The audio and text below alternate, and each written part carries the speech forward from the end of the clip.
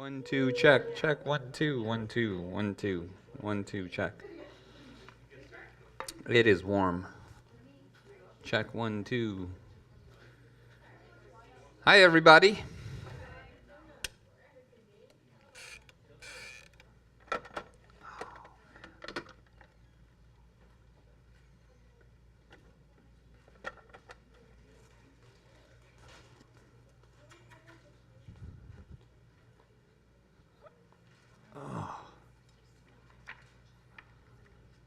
Does everyone move to the back when it's hotter? Is that how it works? It's cooler back there?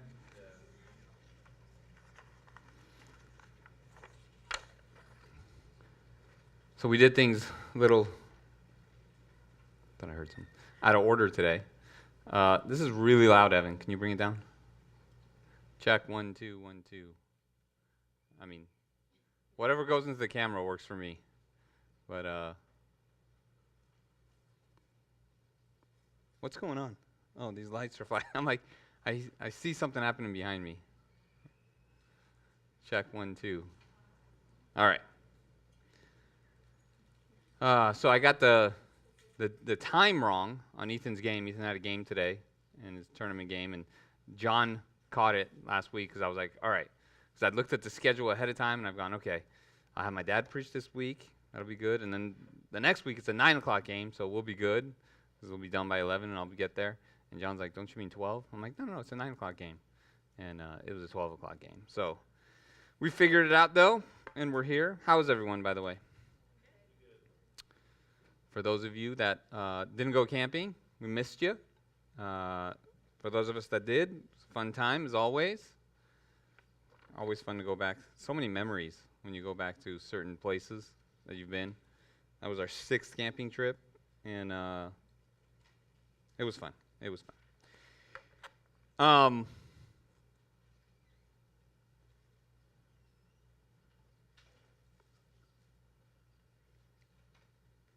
I know we could say this about a lot of different periods in just our history, but when I look at the news and when I look at what's happening in our country and in our society, I don't think we've ever seen anything like this before.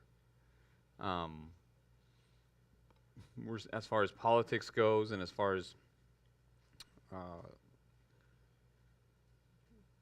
just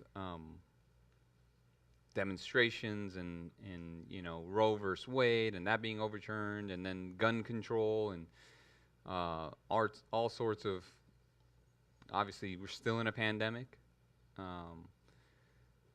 Where the church is at, I mean, the world, our world, the United States is at a pivotal time, and I'm not. This is not, this is not any reading of Revelation, what I'm about to tell you, but I just personally believe as I look at our country, and you look at empires and you look at how empires rise and how you can look at empires fall, but I think you are looking at the fall of an empire right now. I think you are living through the fall of the United States as we knew it. We're becoming more polarized than ever before, and eventually it's going to lead to something very bad. There's going to be a split. The United States may not be the United States for much longer. And that would take decades, but I think we are living in a really particular time in history. And we're living in, so that's going on, right? That's a big deal because the United States has been the greatest military power and world power the world has ever seen. And we're watching what I believe to be the fall of that empire. And at the same time, we're dealing with the greatest fall of, if you want to call it a fall, the greatest, I'll call it a renewal of Christianity in the last 500 years. And so it's crazy that both those things are happening at the same time, but I don't think it's by coincidence. I think God is using what's happening in our country and where we are as a society to cleanse His church and to renew His church, and I just think it's a super exciting time. And doesn't mean it's a great time, right? It's sad what's happening in our society. There's a lot of sad things going on. But I think it's, as a Christian, as someone who follows Jesus, it's a exciting time to be alive. Just basically what we talked about, 2 weeks ago. So I'm gonna do a little recap. I was gonna bring the board in, but it's hot and I'm lazy. But if you remember the board and the timeline of Christian history and everything we went through, and I kind of tried to show you guys why we are the way we are, why the Christian faith has gotten to the Christian faith that it's now failing, the religion. And we talked about, there are many different reasons, but I gave you the main ones, which was the Greek thinking, Greek philosophy with Socrates, Aristotle, those guys, which gave us the notion of, and I haven't explained it yet. At some point I'll go back through and I'll explain it, because I talked about how substance is more important than relationship, right? And the Greek philosopher said substance is more important than relationship. And why do you think, by the way, that's important? Why do you think that affects our faith so much? That substance, something that could stand on its own, is more important than the relational aspect. Anyone want to take a guess? Why does that matter to your faith?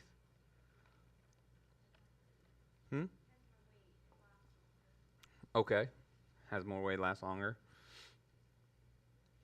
Why do you think that's a problem? Let me rephrase it. Why do you think it's a problem that Greek thinking, that substance, what something is on its own, is more important than its relationship, what it is in relation to other things?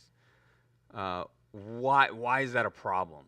That has impacted, and we've seen Christianity through that lens over the last 2,000 years. Okay, because we're relational, so that kind of throws it up. Okay, it's not flexible. It's okay, what do you mean by that, Taylor? Okay, there you go. Where does our faith start? Yay for Taylor. Where does our faith start? With God. And who is this God that we follow? He's a triune God. He's a Trinity. In where our faith starts is in this relationship of the triune God. And if these guys were saying the relationship doesn't matter, substance is important on its own, we're already screwed. Because our faith starts. I mean, it's not just an important part of our faith. It's not a big deal in our faith. It is our faith. That our faith, our lives, the world, is centered around a triune God. And I wasn't going to get into this today. Maybe we'll go back to it. But I've talked about the law of three in nature. If you look at everything, is reflecting the triune God. How the threes work all throughout nature, how everything is held together. By the way, I'll do a quick one. What's everything in the universe is made up of what? Of what? Matter? What's matter made out of? Atoms. Everything, the lowest common denominator is atoms. What's an atom?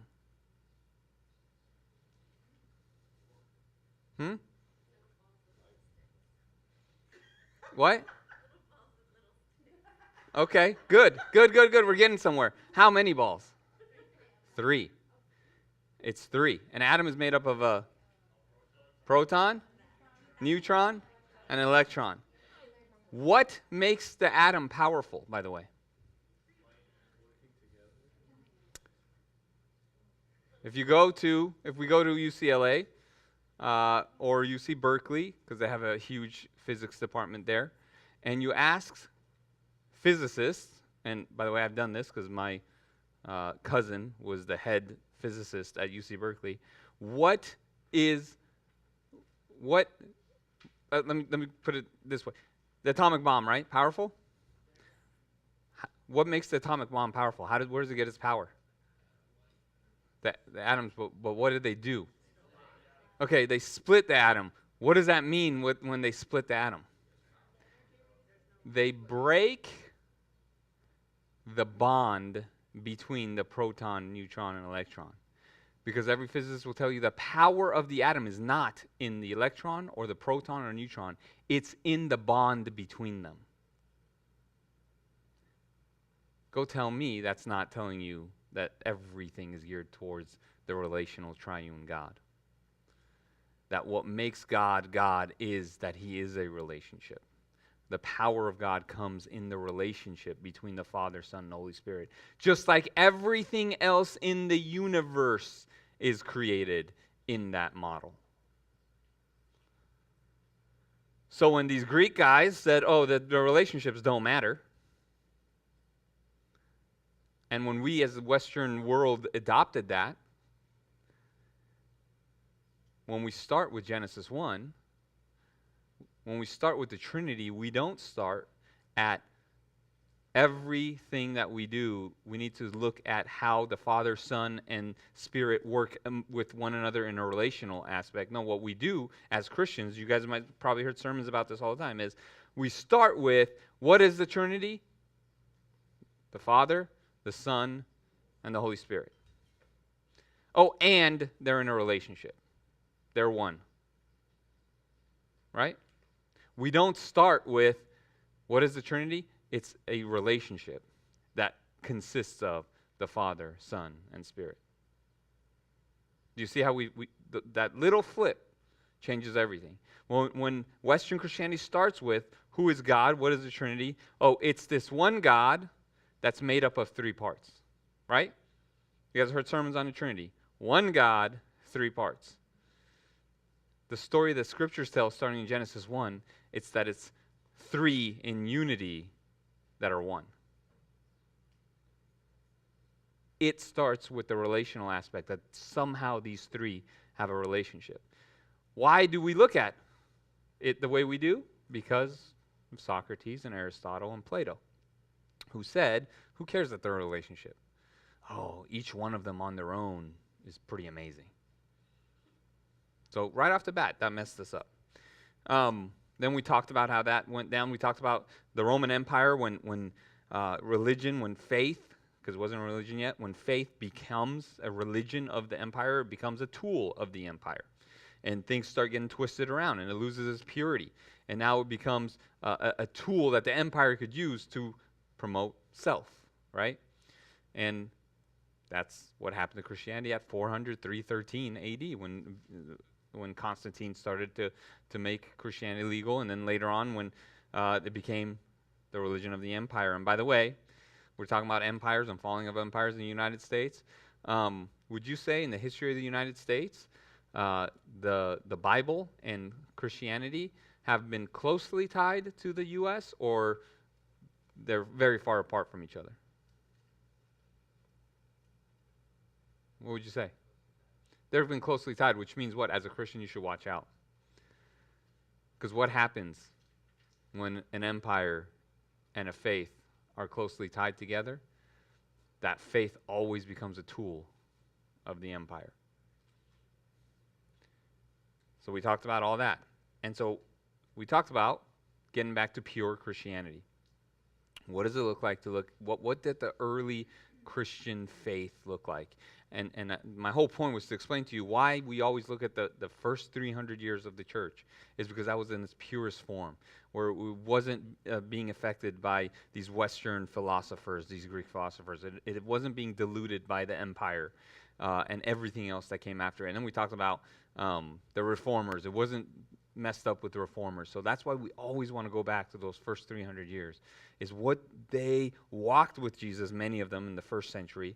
They lived it out without connection to empire, Western philosophies, or reformers.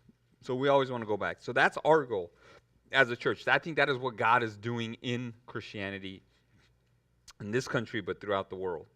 So we're going back. We're going back to look at Christianity in its purest way, free from empire, free from human teachings, because I believe this without a shadow of a doubt. I believe if everyone saw God, saw Jesus as he truly is, there's nobody that wouldn't love him more.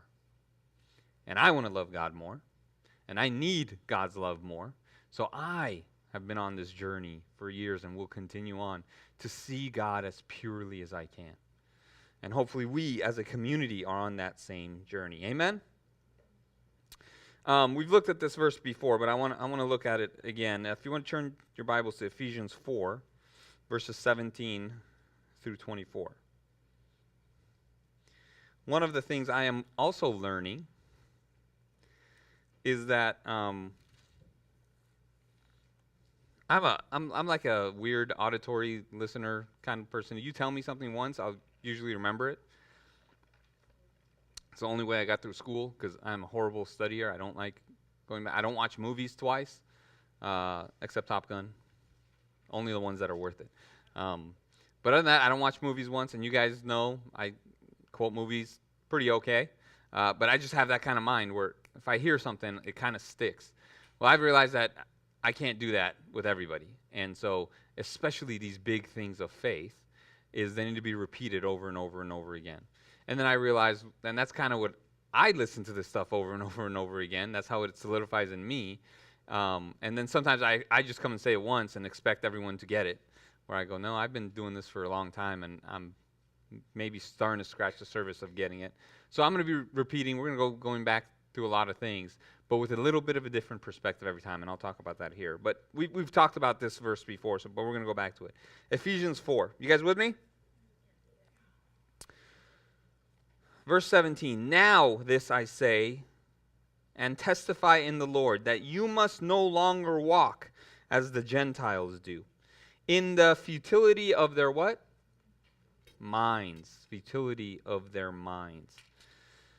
They are darkened in their understanding, alienated from the life of God because of the ignorance that is that is in them, due to their hardness of hearts.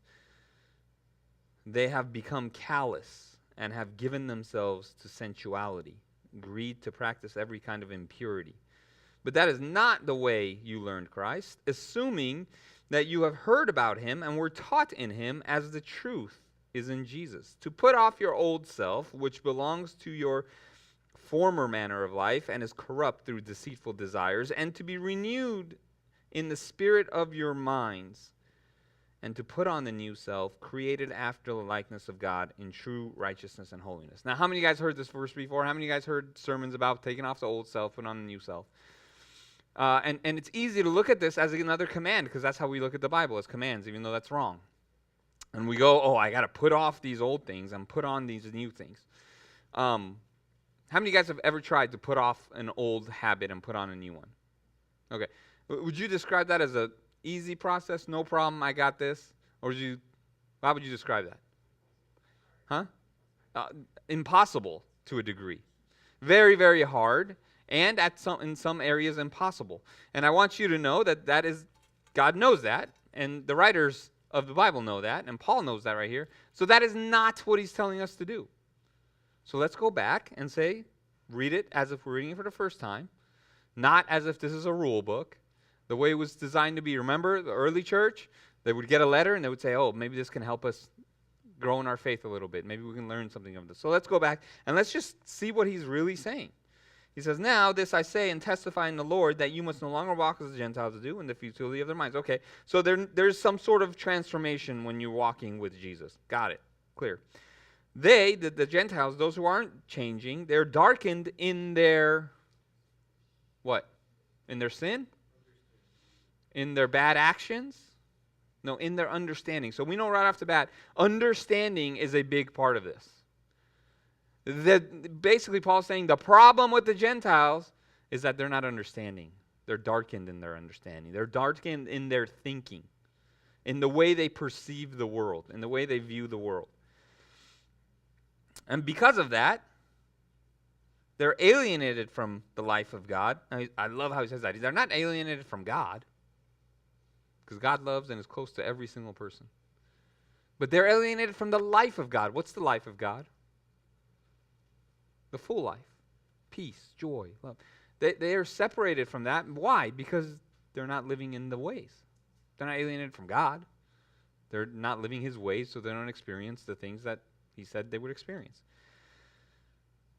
Alienated from the life of God because of the ignorance that is within them. What does ignorance have to do with? Not knowing. What part of your body does that have to do with? Your mind again. Okay? Oh, so he said it's your understanding, and again, your ignorance. Their ignorance.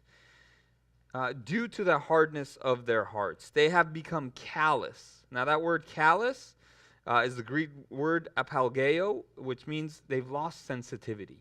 They've lost sensitivity. That's when you're callous. They have become callous and have given themselves up to sensuality, greed, to practice every kind of impurity. Why? So he's saying that's the end result, right? Greed, sensuality, giving yourself up to all sorts of sin. But is Paul saying that's the problem? What is he saying the problem is? Their thinking. The problem is their thinking, not the acts that they're doing, but why they're doing it. What their perception is. But he says, but that's not the way you learned Christ.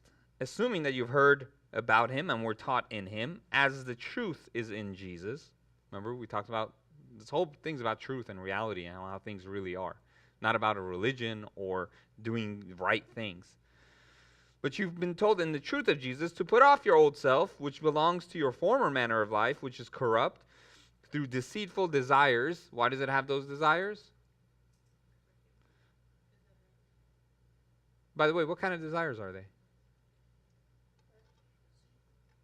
They're deceitful desires. What does that mean? Oh, they're lies. Where does deceit happen, by the way? Right here. Right? This whole thing is about how you view the world. And he's saying those people who are given over to all these things, what's their problem? Their minds. And what they've believed is a lie. But they believe it's a truth because they've been deceived. And so it's all taking place up here. Have we been talking about this stuff, by the way? Was it starting to sound familiar? Okay. So he says truth, and then he comes and says deceitful. See, we miss all this stuff when we look at it from a Western perspective because we think it's just about sin and stop sinning, and so we miss what it's really saying. What it's really saying is there is reality that's taking place, and then there's lies and deceit, and we're all looking for a good life, and so we believe we fall and fall for these lies, and we start believing a certain way, and that's why we do the things we do. And Western Christianity has said, stop doing the things you do. And we've all tried that, and we said, that's hard, almost impossible. And it's like, wait, that's not what he said in the first place. He's saying there's something happening in here. There's something happening all over the place that is lying to you. And that's why you do the things you do. You guys with me? All right. Through this, and to be renewed in the spirit of your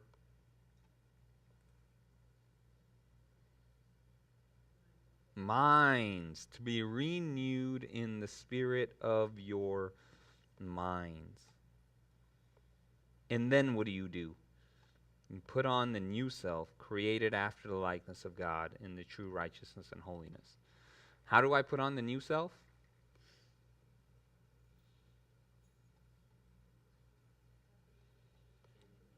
By the renewing of your mind. Some may call that awakening. Some may call that an enlightenment. Some may call that an evolution of your psyche, or whatever wording you want to use. But it's the renewing, it's thinking differently. It's seeing things differently and in a better and more true way. By the word, that word mind is the Greek word nous, where we find in, again, Romans 12:2. Be transformed by the renewing of your mind. And it basically means the way you perceive the world, your worldview, how you believe this world works. See, there is a way this world works. We've talked about this before. Jesus, I gave this illustration before. I heard, Taylor talking one day, but I don't remember what it was. It was a little while ago now. And she had said something to the effects of, my religion doesn't allow me. And Taylor and I had a conversation, and we said, what religion? You don't do it because this is not the person you want to be, or you do it because it is. But the idea of religion needs to go out the window. And we talked about 2 weeks ago, Jesus did not come to start a religion. In fact, I believe Jesus is heartbroken that his movement has become a religion. Because we talked about what religion does to you. I don't have time to go back into that. Go watch the sermon from a couple weeks ago. Jesus did not come to start a religion. What did Jesus do? He came to show how things really work. He came to show and open up a pathway to live life differently. He came to say, you all think this is how the world works. You all been deceived to believe this is how you think this is how you'll find happiness. You think this is how you'll find joy. You think this is how you find peace, but it's actually not true. And there's a better way. What Jesus came to do is to show us a better way to organize our lives and the world, to experience all the things human beings were to experience. And that's why he says, come and see over and over again. He doesn't have debates. He doesn't sit down and do an apologetics lesson. He says, this is what I have to offer, now come and see. Right? In John 1, he says, hey, come see. I'll show you. The disciples they're watching him, and the disciples, they're not his disciples yet, and they see some things in him and his teachings, and they go, Messiah, this is John 1:39, where are you staying? And what does he say? Come and see, and you'll see where I'm staying. That was a rabbinical disciple way of saying, hey, what are your teachings all about? Where are you staying? You guys know what part of the Bible I'm reading, right? So you're looking at me. All right, we'll go to it. Fine. John 1:39.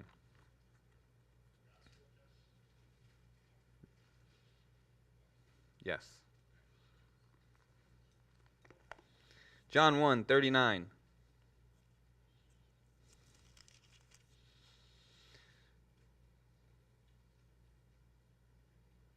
We'll start with 34.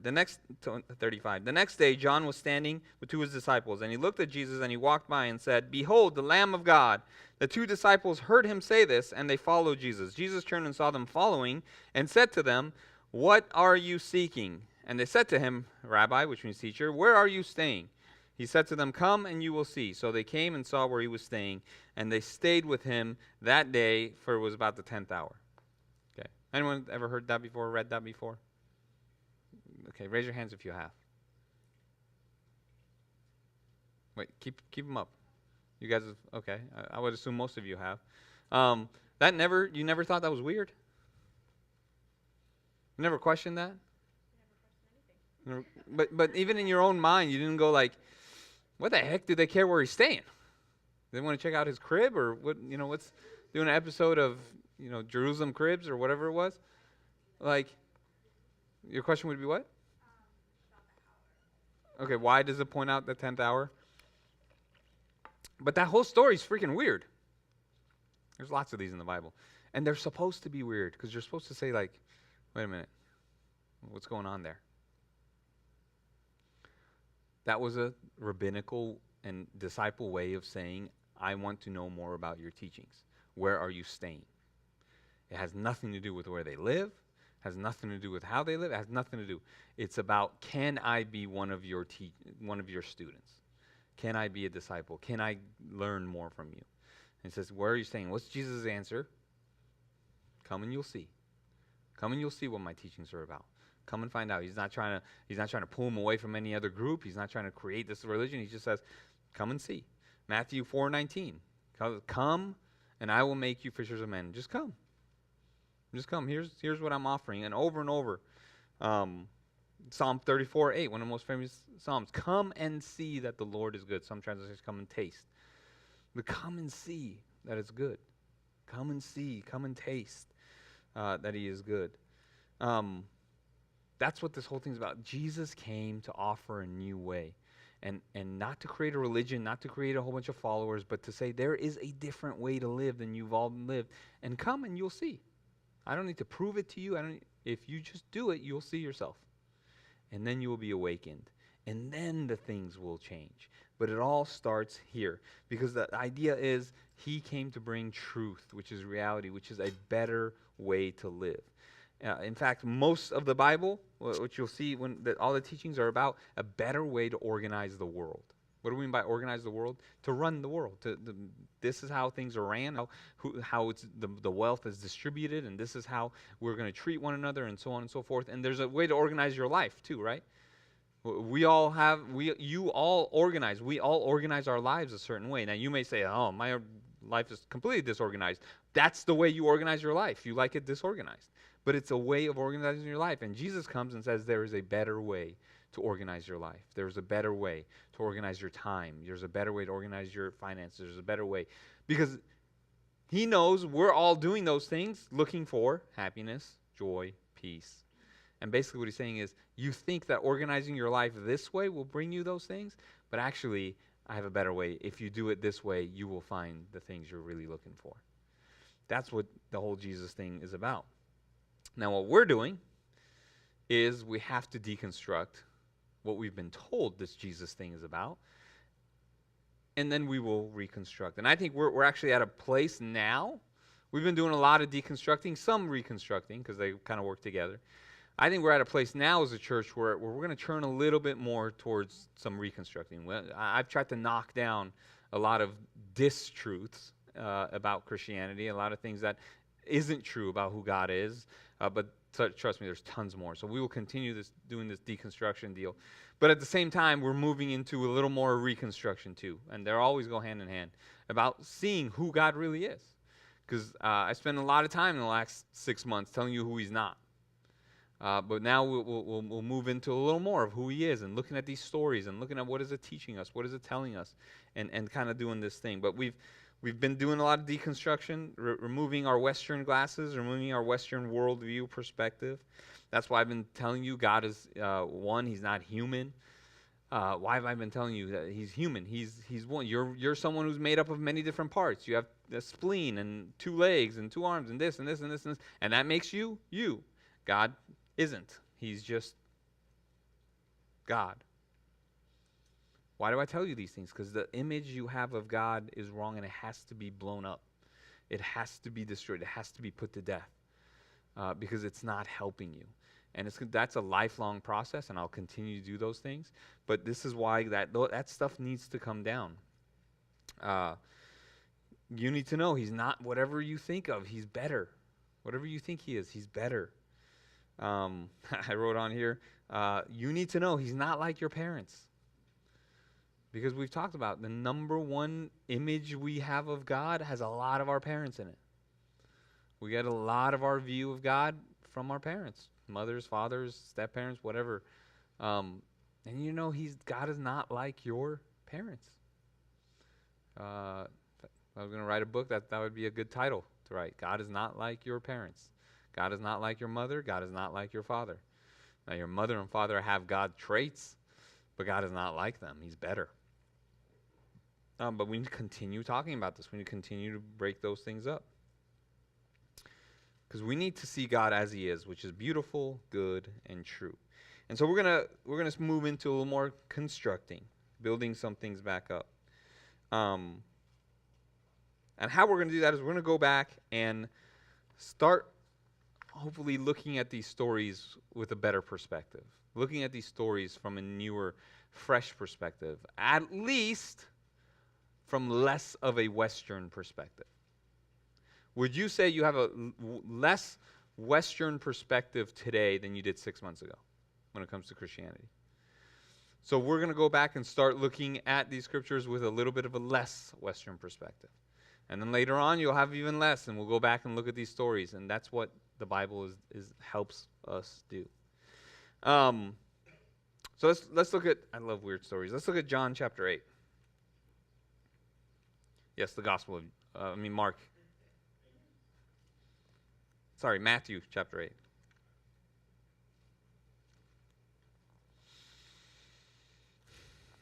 Gosh, I love stories in the Bible that are right there, right in the middle. I mean, this is no excuse. This is the book of Matthew, right? Let me just make sure I have the right.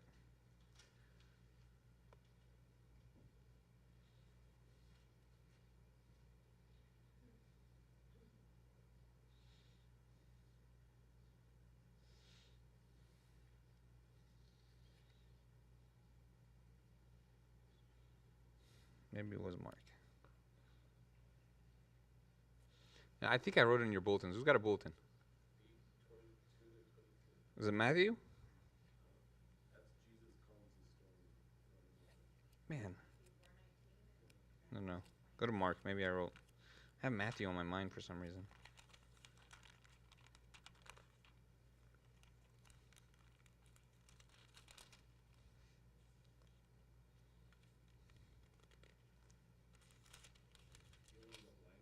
Yes, it is morning. Yes, that's it. Okay. I don't know why I had Matthew on my mind when I wrote the bulletin and now, but um, I love stories that are right in the middle of the Gospels. This is not a lot of stories in the Bible you guys haven't read because they're weird places and they're. This is in the Gospels. This is in one of the four main Gospels, and I love when I read them. And then you go, "What? That was in there?" Yes, it was in there. All right, and they came to Bethsaida. And some people brought to him a blind man and begged him to touch him. Let me go verse by verse here. So Bethsaida was a fishing village. Bet in Hebrew means house. By the way, you guys know Bethel. Everyone knows Bethel because of their music. Bethel is Bet El. El is God, like El Shaddai. And Bet means house of. So when a church is named Bethel, it's the house of God. That's why it's called Bethel. This is Beth. Any time in the Bible when you see Beth and then something else, it's the house of whatever. So this is Bethsaida. Saida means fishing or hunting. And this was a town next to the Lake of Galilee, and it was a fishing village. And so it's the house of fishing or hunting. So it's a fishing village. People lived there, and they would make that was their livelihood is they would catch fish and then they would sell fish. Now, what you need to know is that Herod the Great here is trying to basically make himself known to and kiss up to the emperor. And so what he's planning on doing right here, what he's in the process of doing, is to commercialize this fishing village, commercialize it and make it part of the finances would now go to Rome, and it would be part of Rome's deal, and try to make it a government-ran deal. And so he is trying to take mom and pop shops, people working really hard, and been doing this for their family forever, making a living, and he's trying to commercialize it and having a big company take over, and just what would that do to all the people and all the families and everything else. I know in our time we can't relate to the stories in the Bible because they're outdated and they're old and they have nothing to do with what we go through, but tongue in cheek. But the Bible actually speaks about life and humanity, and wherever there's life and humanity, it will be relevant too. So that's what's going on. And it says, and some people brought him to him a blind man and begged him to touch him. And he took the blind man by the hand and led him out to the village. And when he had spit on his eyes and laid his eyes on him, he asked them, "Do you see anything?" Now, a couple of things. There's a couple different commentators have different opinions on this. Spit sometimes had medicinal purposes. People thought that was kind of that because it comes from you, so it had medicinal purposes. Some people thought it was a very evil thing, that it's disgusting and dirty, and so nothing. Many different, basically they go back and forth of why it spits on him, but that's not the important part. So Jesus had spit on his eyes. Pretty cool. I don't know. That's Jesus, by the way. The one with the white robe and the sash and the blonde hair. It doesn't say he put some spit in his hand and kind of rubbed it. No, he spit into his eyes.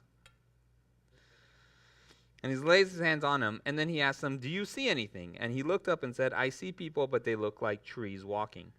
Then Jesus laid his hands on his eyes again, and he opened his eyes. His sight was restored, and he saw everything clearly. And he sent him to his home, saying, "Do not even enter the village." Cool. Thanks, Mom. What you should be saying is, what the hell is happening right now? How is this in the Bible? First of all, he's spitting in his eyes. Okay, that's fun. Second of all, he asked the man, "Do you see him?" What does the man say? Okay. So I've never healed someone who was blind. I don't know if this is the normal response. I don't know if it's like a two-part deal that you got to pray once and then they see I kind of see people but not full, and I got to do it again. I don't know if Jesus had half of his power that day. He didn't need these Wheaties in the morning or what was going on. But from what I always imagine, if Jesus wants to heal people, he heals people like that. I didn't know there was a two-part process that he only can do half sometimes. And seriously, what the heck is that about? He didn't do it right the first time, so you spit too much or too little, so the man could only see a little bit. I see people, but they're kind of like trees.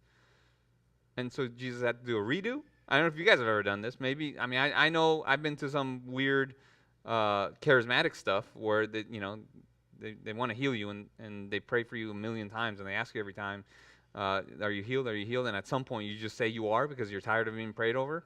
I used to do that as a kid. I don't know if that's what's happening here, but Jesus prays for him and heals him, and it doesn't heal him, but it gets halfway there, and then Jesus prays for him again, and then he's healed. It's in the middle of the gospel. What I think is going on is I think Jesus is telling us this is how things work. He came to bring sight to the blind. In this fishing village, the empire is taking over. People are being treated like nothing, like the empire is the most important, and people aren't seeing what's going on. People are ignorant. People are blind to it. So he takes them outside the village where everyone is blind so that he can see. He needs to be removed from the situation in a little, in some way, to be able to see what's happening. And the process of seeing what's really going on, because this is a political story with political backdrops of what Rome is doing to people, how you treat people, what's going on in the world. And I think why this two-part process has to happen is I think Jesus is telling us you don't just all of a sudden get reality. You don't just easily move from deception and ignorance to, ooh, okay, now I see. It is a process that happens, and you see things maybe a little less clearly, and you see things a little more clearly, and you see things a little more clearly, and slowly you move into, okay, I get it. I see what's happening. And I believe that is the whole point of moving from, it's kind of the process of waking up when we're talking about awakening, right? You don't just like, bing, and you're ready to go, right? If you do, you're weird. But usually there's like, getting up and kind of going through the process and washing your face and brushing your teeth and through that process. Kind of the same deal. Whenever we go from sleep to awakening or from deception to reality, it's going to be a process. And you'll see things a little more clear, but not fully clear. You'll see some shapes start to take form, and they may look like trees, and eventually you will see the reality. But that's what it works, and that's what Jesus came to do for us, is he came to take us from the deception. Remember Ephesians 4:17 through 24, what we just read, from the former way of life with our futile thinking and our wrong perspective, and he slowly brings us to transformation, the renewal of the mind, slowly opening up our eyes. And that's our process, is to slowly open up our eyes a little more and more and more, and remove ourselves from the world a little more and more and more. See, when we talk about the world, when the Bible talks about the world, we think of, so many different things that are so wrong. The Bible says we are to be of this world, but not, we're in the world, but not of the world. In fact, that was Jesus' prayer in his last prayer before going to the cross. He's not talking about another world. He's not talking about going somewhere else. What he's talking about is what I said earlier, the organizing of the world, the organizing of your life. Are you organizing your life in the world? Are we organizing the world? Are we organizing this community? Are we organizing our lives in the same fashion as the world does? In the same fashion of worldly powers do? In the same fashion as worldly people do? Or are we organizing our lives in a different way? Are we organizing our lives in a way that Jesus speaks of? Because that's where truth and love and peace, that's where it's all found. So that's, and Jesus slowly opens our eyes to that. Slowly opens our eyes to what's going on. And this takes effect in your own life, what's going on in your life, how you're organizing life, and it also takes effect of what's going on in our world. To be able to step back and be like, hold on, I need to see if this is this organization of the world in this country, in our state, in our city, in the world? Is it the way of Jesus to organize life? And slowly, and so what might happen to us, what should happen to us, what will happen to us as we walk with Jesus, is our eyes will slowly become more open to some things. Maybe our eyes will become more open in our political affiliations. Maybe we will be like, I am a staunch X, Y, and Z. But as Jesus starts opening our eyes, things start to change and you see things differently.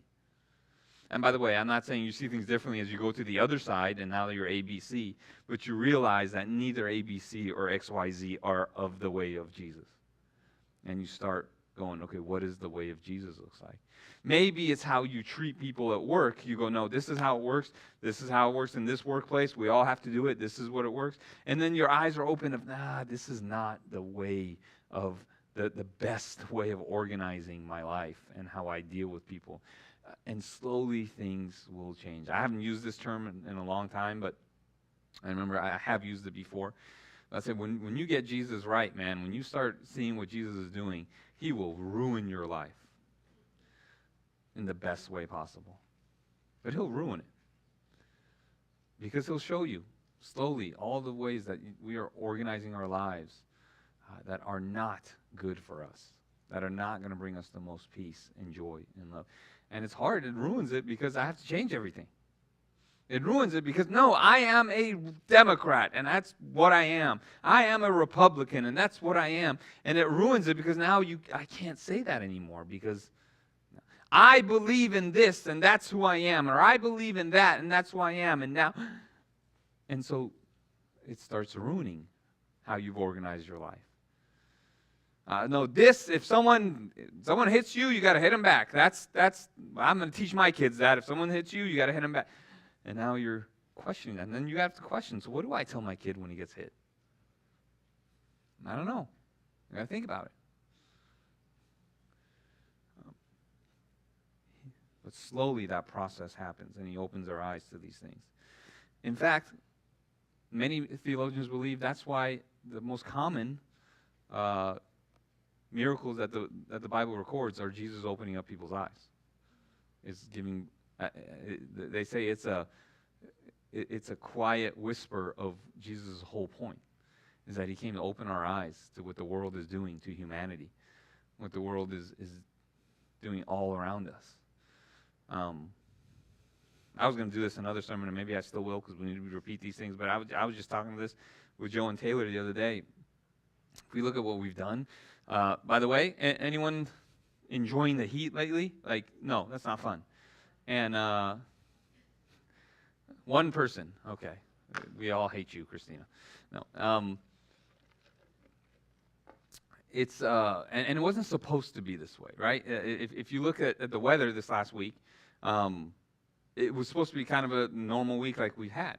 But the thunderstorms happened on Wednesday and so on and so forth. And by the way, some of this opening your eyes is not even a God thing, it's a reality thing, right? So maybe years ago, some people were like, there is no such thing as global warming or changing, what do they call it now? They don't call it global warming. What is it called? Climate change. There is no such thing as climate change.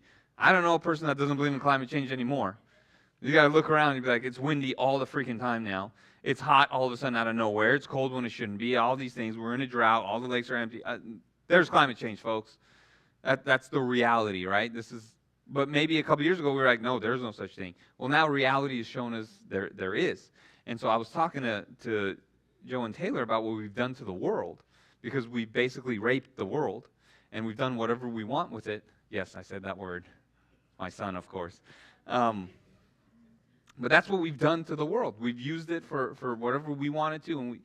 Now, if you go look back, and you look back at the Jews and God's original people and what God had commanded them to do.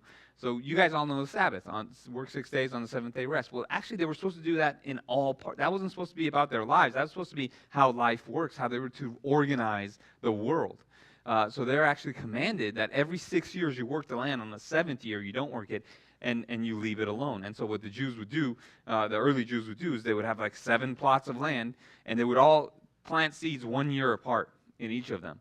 So 6 of them would always be going, and one of them would stay empty, and then they would kind of do this. Well, now scientists tell us that when you do that to the world, it actually rejuvenates the soil, and it gives you better fruit and better vegetation, better everything that you ever. Why does that matter? Because from the very beginning, God was telling you there was a way to organize this world that'll be good for all of us. And if we would have just done and followed the way of organizing that God has said, we would have experienced more joy. We wouldn't have to be going through 52 weeks of wind all the time and all this stuff going on. And forget that. For us, it's wind, but there's other people in parts of the planet that don't have water and are dying of thirst because of climate change right now. I mean, this stuff is real. And so Jesus is slowly bringing us into reality, and that's a beautiful thing. It's hard because it will ruin your life, but there is a reality that Jesus came to bring. Just like when he told the Israelites, work the land for 6 years and leave it. That was a reality. What was it? Was that a command? Was that you have to work the land for 6 years and then you say, because I said so? Because God has a thing about 6s and 7s. No. It's because he created the world to work a certain way. There is a reality in the way the world works. There's a reality in the way the soil works. And if you just live in that reality and understand this is how it works, and so if we work it for 6 years and leave it alone, it'll actually give us 6 more great years of produce and vegetation. And this is just reality. And that's all Jesus, he came and he said, I want to show you reality, and then I'm going to make a way possible through the cross and give you a power for you to live in that reality. And slowly changes our perspective and brings light. So now, as we've been given that reality, as we're starting to look at this, and I'll stop there because I don't want to rush through the next part, we are going to go back and start looking at the Gospels, but other stories throughout the Scriptures, and looking at them not from the perspective we always have, which is, these are commandments, a rule book. I'm supposed to do these things or God will get angry at me. I can't question them. I can't do this. And we're going to start going back and looking at them in a pure way of, I believe Jesus came to bring reality. He came to show us the truth. And that truth will set me free and bring me peace and love and joy. And let me see what this story isn't about rules and regulations and it's about bringing. So how is he telling me what reality is through this story? Okay, I know it's not a rule deal anymore. So what is this story telling me? What is these words? What is this teaching telling me? So next week, I'm actually super excited about this. We're going to go through the Lord's Prayer. That's, big deal. And I'm going to go through word for word. And I'm going to show you what he was saying. He wasn't saying, here's a prayer you need to repeat when you're scared and you think there's ghosts under your bed. And so you just pray. Like no. There's actually a reality that he's showing us and a way to organize our lives in reality through the Lord's Prayer. And so we're going to look through the Lord's Prayer and we're going to look at that. And then we'll just continue as we move forward in the church, slowly having our eyes open and going back now. So this is the part of construction that I was talking, reconstruction. Now we're going back. Now hopefully some of the foundation has been cracked. Maybe some of it, the Western foundation that we've all had, has been brought down a little bit. Some things have been knocked down. And now we're going to go through, again, with the Scriptures as our guide and the Holy Spirit leading us. We go through and we go, okay, allow this to rebuild. So we can't rebuild it on our own, right? What have I said since day one of this deconstruction project, right? What have I said about, remember, I drew all the lines and all the things, and what have I been saying? What do we need to do? Break the walls down, okay. Don't put God in a box. Huh? Okay, do it in community, which I'm going to talk about. I'm talking about communities of grace and what that actually means, and I think we're at a place where we can step into that a little more. But what have I been saying? Could we just knock down all the walls that we want? Could we just knock down anything I don't like that is up there about God? Huh? Right, we need to allow God to be as big as he allows himself to be. We need to see God as he is. Because what are we doing when we create a God with certain boxes and certain lines that he's not? What have we just created? What do we call that? Idol. We just create an idol. But what do we do if we get rid of everything and put the lines where we want them? What are we creating then? Huh? Absolutely. We're creating the same idol, just different. Because we're the ones that are drawing what lines we want or what we don't want. I want God to be like this. I believe God to be like this. I believe God to be like this. I believe God hates X, Y, and Z people. Well, Jesus doesn't. The Bible doesn't teach that, so that's an idol you've created. I believe God doesn't care about anything. You do whatever the heck you want, and it'll all be okay. Jesus doesn't say that either, so that's an idol you've created. Like, we can't go from this to this. It's the same thing, just the opposite ends of the spectrum. What we need to do is go back and look at these stories, look at these teachings, and say, what is he teaching us about reality? So the scripture is still going to be important. The Spirit still has to lead us as we reconstruct who God is, the way he tells us, how we reconstruct this faith, the way he tells us, as we reconstruct all these things and go back, and because that's what those stories are supposed to do when you look at them the right way. And next week, Lord's Prayer, I'm excited about it. I already have a few things to share, and I think it's going to be exciting because you're like, oh, that makes sense. Before I didn't understand why the Lord's Prayer is in there, but now that makes perfect sense, what he's saying and how it lines into everything else. Amen? All right. Time to go eat, but it's hot outside. So, I think we'll be too crammed. Maybe we will fit in the fellowship room. Or, we can eat in here. Huh? You want to try the fellowship room? Oh, you guys set it up already? Okay.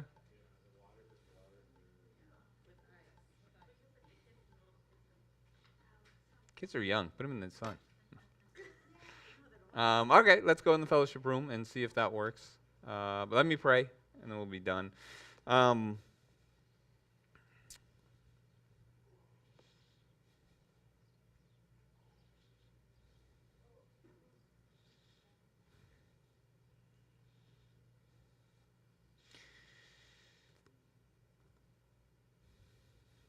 God, we just, we thank you.